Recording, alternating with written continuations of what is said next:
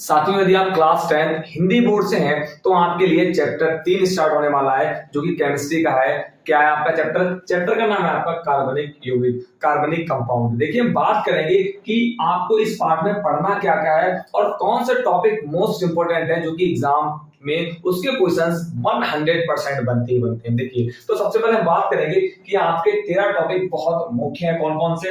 1 से लेकर के 12 टॉपिक आपके बहुत मुख्य हैं। कौन कौन से देखिए टॉपिक्स में पढ़ाए जाएंगे। आपको पहला टॉपिक आपका हो जाएगा कार्बन में सहसंयोजक आबंध। दूसरा टॉपिक आपका इलेक्ट्रॉन बिंदु संरचना।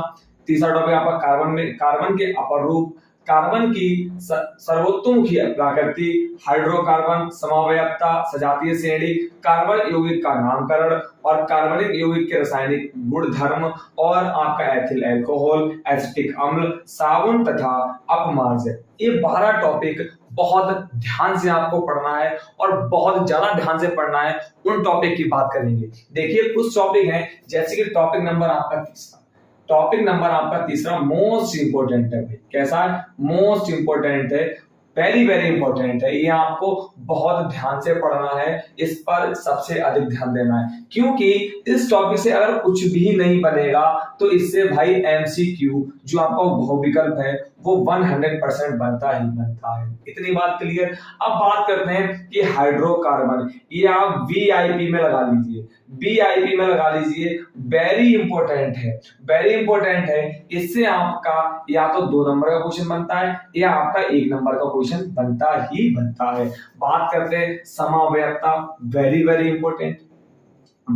इंपॉर्टेंट आपका समवयवता है। और अगर समवयवता नहीं आता है, इसके होते 90% चांस। कितने? इसके 90% चांस होते आने के।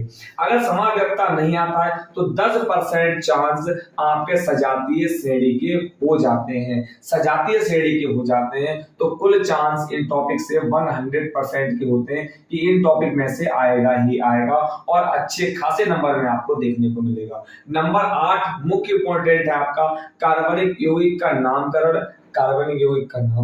नामकरण तो आपको पता है कि इसको आप ऐसे लगा लें कि 101% आपने सुना है कि इससे अगर इस चैप्टर से क्वेश्चन आएगा तो यहां से आपको देखने को मिलेगा। तो इस पे आपका फोकस जो है, वो आपका 100% होना चाहिए और बहुत ध्यान से इसको आपको रटने की आवश्यकता नहीं, इसको समझने की आवश्यकता है।